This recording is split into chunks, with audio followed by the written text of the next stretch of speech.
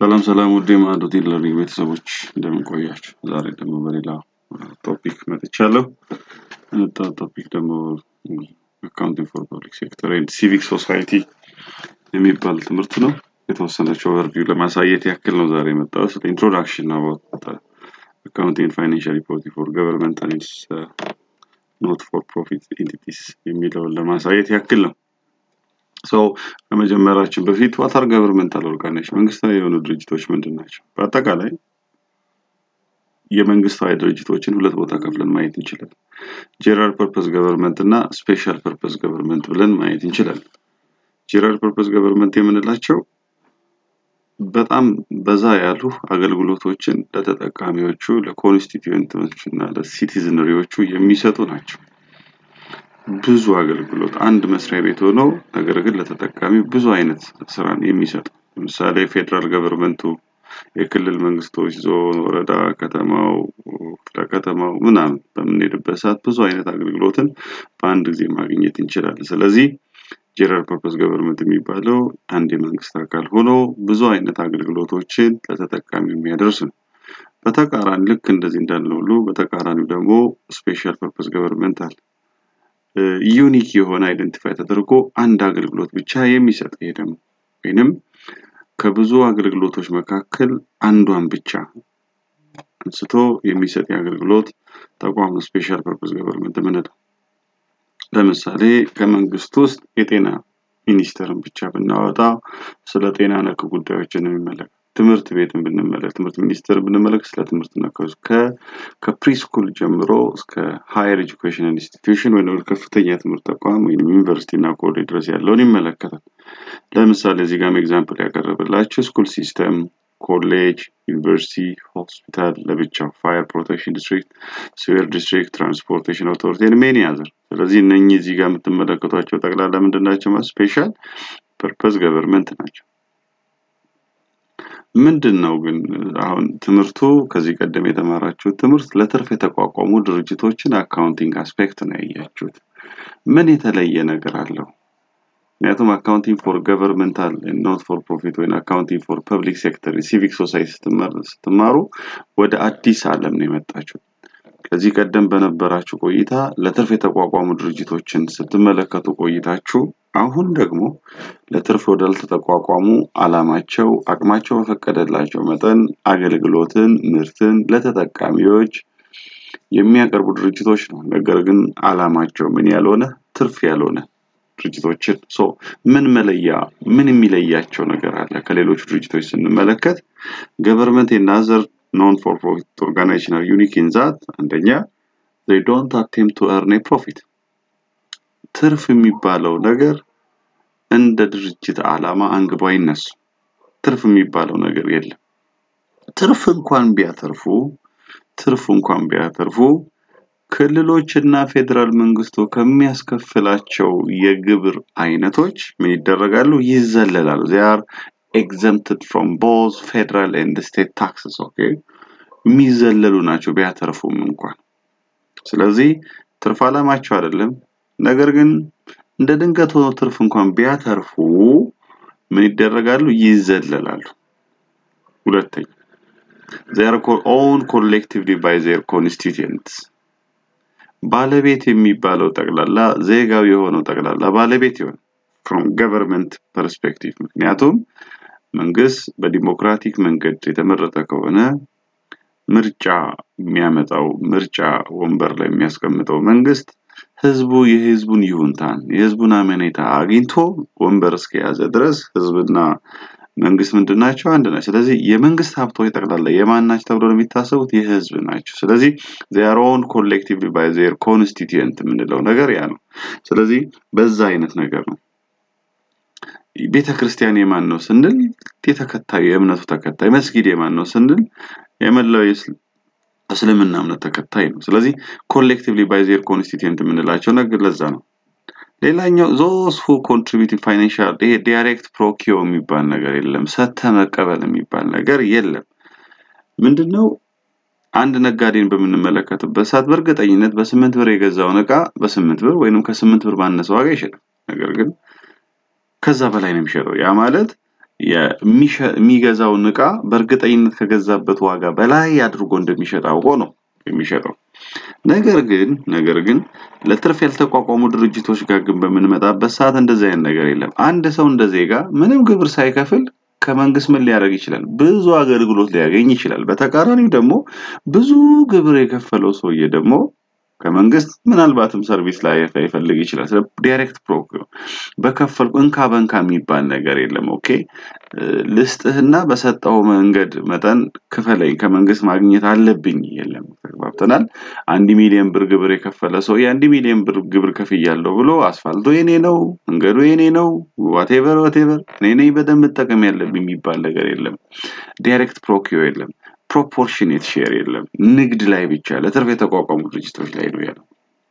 ሌላኛው መንግስታዊና ለትርፍ ያልተቋቋሙ ድርጅቶች የሚለያቸው አብዛኛዎቹ ውሳኔዎች የሚወሰኑት በገሃድ ነው፣ በግልጽ ነው።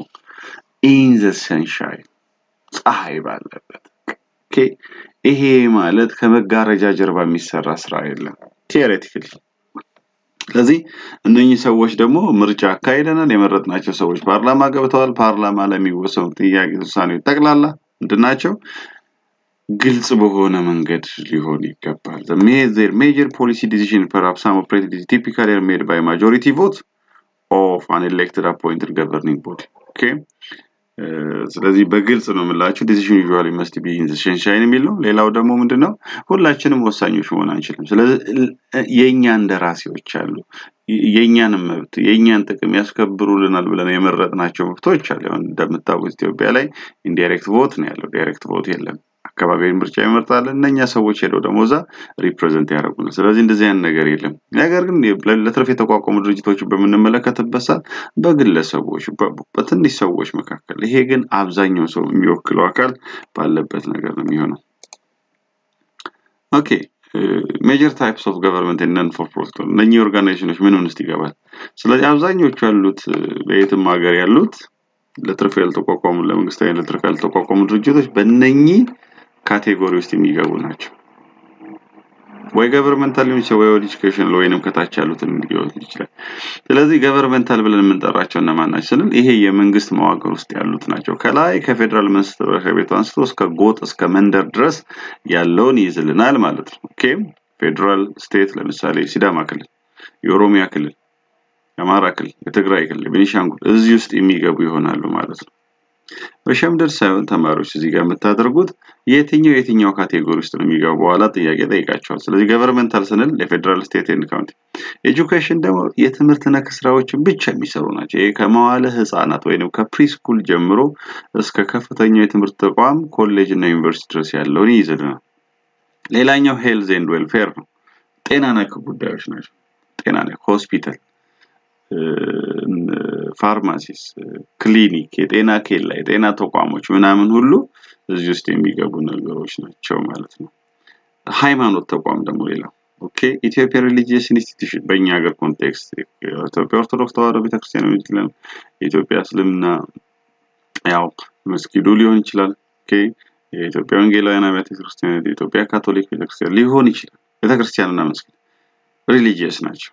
ኢትዮጵያ ወጣት ወንድ ወክማሚ በወጣት ወንዶች ክርስቲያን ማህበር፣ ወጣት ወንዶች ክርስቲያን ማህበር፣ የወጣት ሴቶች ክርስቲያን ማህበር and any other charitable የበጎ አድራጎት ስራ ደግሞ የሚሰሩ አሉ።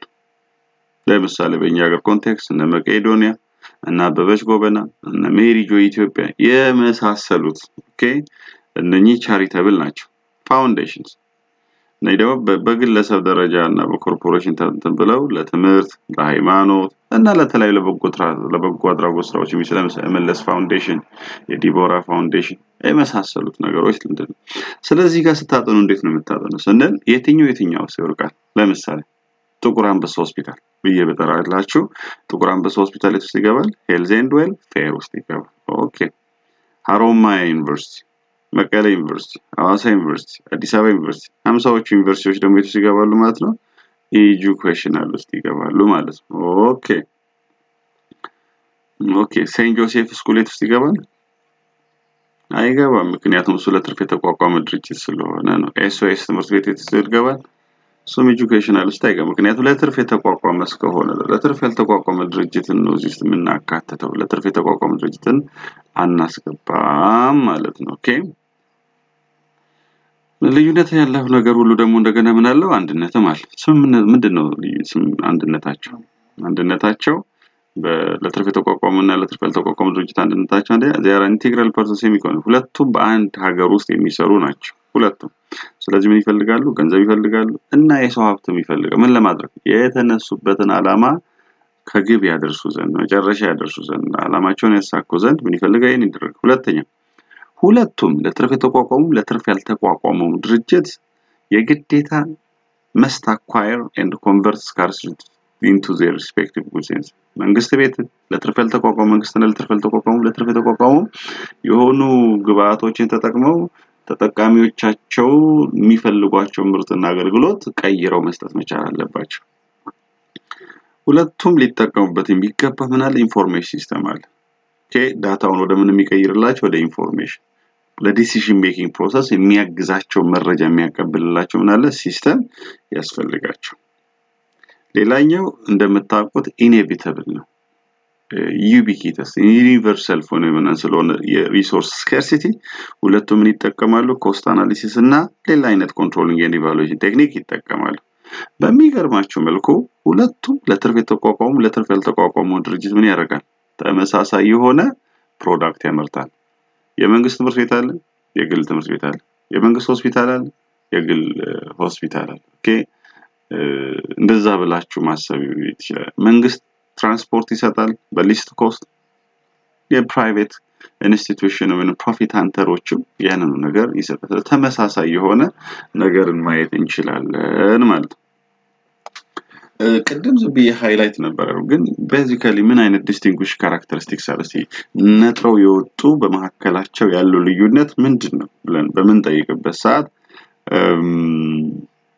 አንደኛ በትርፍ የተቋቋሙና በትርፍ ባልተቋቋሙ ድርጅቶች መካከል ያለው የዓላማ ልዩነት አለ የመሰረታዊ የዓላማ ልዩነት ለትርፍ ያልተቋቋሙ ድርጅት የሚመሰረትበት ዋና ሐሳብና ለትርፍ የተቋቋሙ ድርጅት ደግሞ የሚመሰረትበት ሐሳብ የተለያየ ነው ኦብጀክቲቭ ብለን የምንጠራው ሶ የመጀመሪያው ኦብጀክቲቫቸው ምንድነው ለትርፍ የተቋቋሙ ድርጅቶች ዓላማ አድርገው ድርጅቱን ሲመሰርቱ ምን እናገኝበታለን ትርፍ እናገኝበታለን ያዋጣናል ብንሰራበት እንበለጽጋለን ብለው ስለሚያስቡ ነው ስለዚህ ለትርፍ የተቋቋሙ ድርጅት በብዛት የሚሰራው ነገር ያ ነው ነገር ግን ለመንግስትና ለትርፍ ያልተቋቋሙ ድርጅቶች ግን በሚመሰረቱበት ሰዓት ዓላማቸው ትርፍ አይደለም አቅማቸው ያላቸው ውስን የሆነ ሀብት እስከፈቀደላቸው ድረስ ለህዝቡ ለተጠቃሚው ይጠቅማል ብለው የሚያስቡትን አገልግሎት እና ምርት በጣም ካስከፈሉ በጣም በአነስተኛ ዋጋ ካላስከፈሉ ደግሞ በነፃ የመስጠት ነገር ነው ማለት ስለዚህ ዓላማቸው ይለያያል ለትርፍ የተቋቋሙ ድርጅቶች መጀመር ሲመሰረቱ ምን አስበው ነው ትርፍን ነው ለትርፍ ያልተቋቋሙ ድርጅቶች ደግሞ ምንድነው ገንዘቡን ከየትም የሚያምጡት ከየትም ለጋሽ ድርጅቶች ሰጥቷቸው ተሸልመውም ሊሆን ይችላል ሰዎችን አሰባስበው ሊሆን ይችላል ሞቢላይዝ አድርገው ሊሆን ይችላል whatever their source that matter ግን ዓላማው መጨረሻ ላይ የሚሆነው በበጎ አድራጎት philanthropic work መሆን መቻል አለበት ነው ሌላኛው source of financial resource ነው ይሄ ስራቸውን ለመስራት ከየት ያገኛሉ ኦኬ ገንዘብ የሚያገኙበት መንገድ ምንድነው ብለን ያየን እንደሆነ ሰዎች ገቨርንመንት ላይ በብዛት በመንመለከትበት ሰዓት ገንዘብ ከየት ይገኛል ለምሳሌ ለትርፍ የተቋቋሙ ድርጅቶች የሚቋቋሙበትም ስራቸውን ለመከወን የሚረዳቸውን ገንዘብ ከየት ያመጣሉ ብለን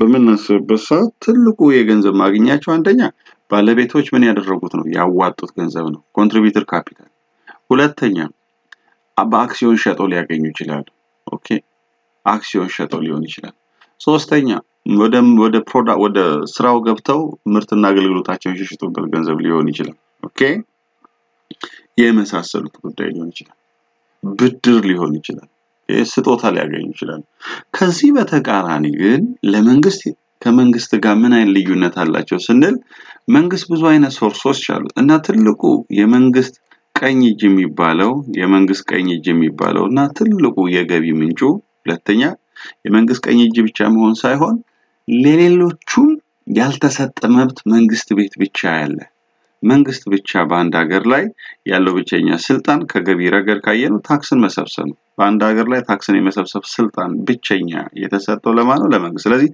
መንግስት አንደኛ የገቢ ምንጩ ምን ይሆናል ታክስ ነው ኦኬ ታክስ ያደርጋል ሁለተኛው ደግሞ መንግስት ቤት ያለ ነገር ደግሞ ምንድነው ላይሰንስ ኤንድ ፐርሚት ፍቃድ በመስጠት ገንዘብ ያገኛል ሌላኛው ደግሞ መንግስት ጋር የምናገኘው ነገር ፋይን ኤንድ ፎርፊት ነው ፋይን ኤንድ ፎርፊት ፋይን ኤንድ ፎርፊት ደግሞ ቅጣቶች ናቸው ትራፊክ ይቀጣል ግብር በጊዜ ካልከፈላችሁ ትቀጣላችሁ የተለያዩ ቅጣቶችን ብቻ እንትን ይደረጋል ስለዚህ ፋይን ኤንድ ፎርፊት አለ ሌላኛው ኢስቺት የምንለው ደግሞ አለ ህጋዊ ወራሽ የሌላቸው ቤቶች መንግስት ይወርሳል አንዳንድ ሶርስ ኦፍ ኢንካም ይሆናል ኢስቺት ብለን የምንጠራው ማለት ኦኬ ኢስቺት ብለን እንጠራዋለን ማለት ነው ስለዚህ ከዛ ውጪ መንግስት መበደር ይችላል ገንዘብ ካጣ በጎ አድራጎት ለጋሽ ድርጅቶች ምን ያደርጉታል ይሰጡታል የፌደራልና የክልል መንግስታት ምን ያደርጋሉ የመንግስትና የፌደራል ገቨርንመንታት ምን ያደርጋሉ ሼር ያደርጋሉ ረቨኒውስ ከዚህ የተነሳ ካየነው ታዲያ መንግስት ጋር ያለው ትልቁ ነገር ምንድነው ታክስ ነው ዩኒክ የሆነ ነገር ታክስን ባይዞ ያሳንሰ እንዳለ ብዙ አይነት ታክስ አለ አሁን ፕሮፐርቲ ታክስ አዲስ መጥቷልኛ ጋር ቫት አለ ኤክሳይዝ ታክስ አለ ሶርስ ታክስ አለ ኤምፕሎይመንት ኢንካም ታክስ ቢዝነስ ኢንካም ታክስ ሬንታል ኢንካም ታክስ ጌም ታክስ ብላ እነኚህ ሁሉ ታክሶች የሚገቡ ይሆናሉ ሌላኛው ሬጉሌሽን ኤንድ ኮንትሮል በምንድነው ሬጉሌት የሚደረጉት ማን ነው ፕሪንሲፓል ፋክተሩ ኮንትሮሊንግ ሜካኒዝሙ ማን ነው ብለን በመንጠራበት ሰዓት የገቨርንመንት ኤንድ ኖት ፎር ፕሮፊት ላይ በመንመጣበት ሰዓት ትልቁ የሬጉሌሽን ሜካኒዝማችን ወይም ኮንትሮል ሜካኒዝማችን ተብሎ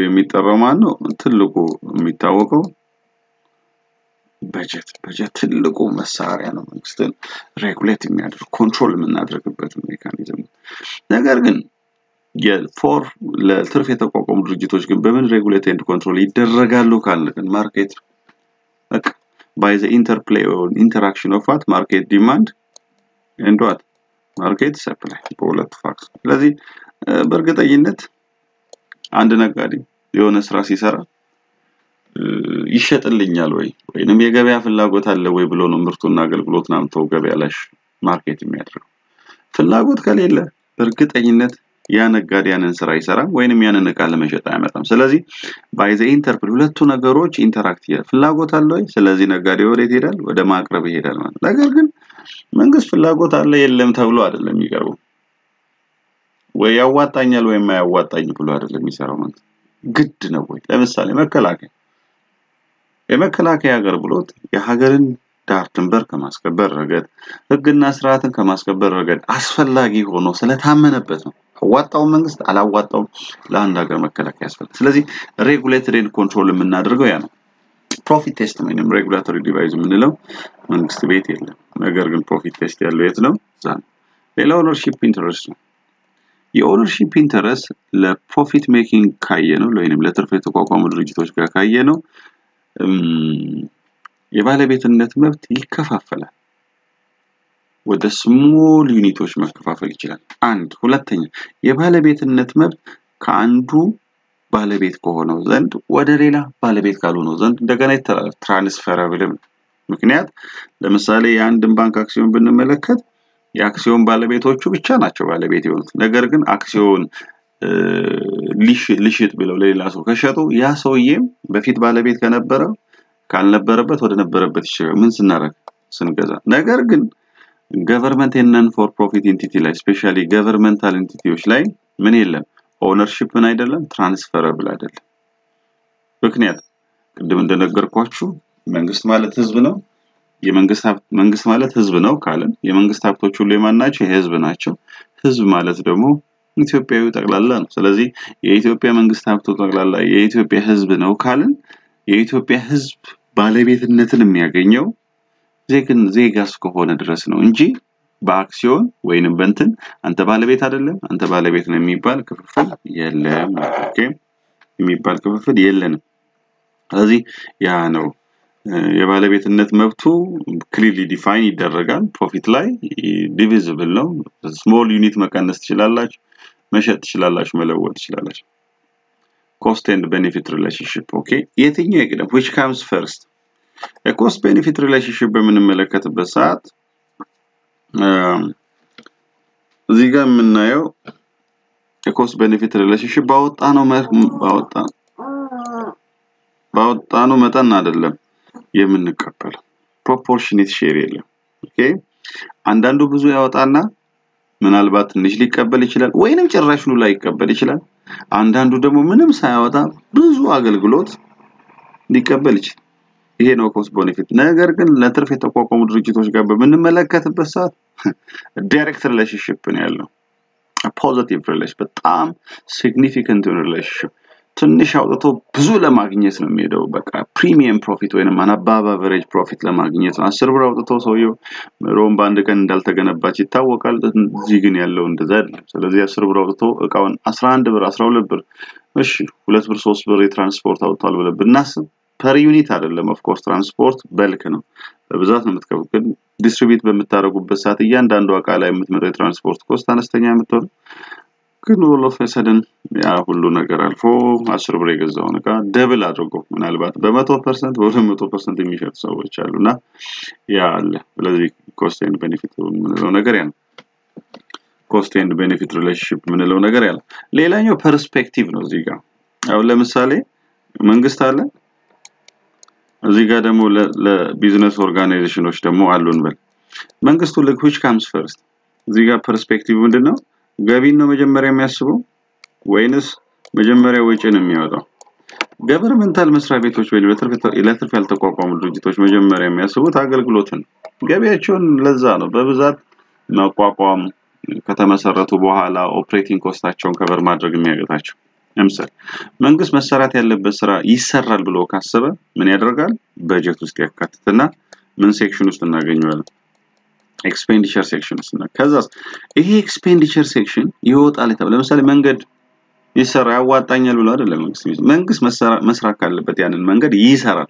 ስለዚህ ለመንገዱ መስሪያ የሚሆነው በጀት ከያዘ በኋላ either ከኢንተርናል ሶርስ in form of tax ከገቢ ማፈላለግ ይጀምራል ወይ በታክስ ወይ ደግሞ በብድር ወይ ደግሞ በለጋሽ ድርጅቶችን በር በማንካካት ሊሆን ይችላል ስለዚህ መጀመሪያ እንደሚወጣው ወጪዎቹን ካወጣ በኋላ ነው ከዛ በኋላ ወዴት ፍለጋ የሚሄደው ያንን ነገር መሸፈኛ የሚሆን ገንዘብ ይፈልጋል ለትርፍ የተቋቋሙ ድርጅቶች ግን መጀመሪያው እንደምታውቁት ማስተር በጀት ላይ ስትማሩ የመጀመሪያ በጀት የሚሰራው የምን በጀት ነው የሴልስ በጀት ነው ገቢ ካላስገኘላቸው በስተቀር ስራ አይሰሩም ያ ማለት መጀመሪያ ፐርስፔክቲቫችን የሚሰጠው ማን ነው ማለት ነው ኤክስፔንዲቸር አይደለም ለትርፍ የተቋቋሙ ድርጅቶች ጋር ምንድነው ሬቨኒው ከዛ ይሄ ገቢ ያስገኝልኛል ትርፍ ያመጣልኛል ብሎ ካሰበ በኋላ ነው ወዴት የሚሄደው ወደ እቃ ግዢ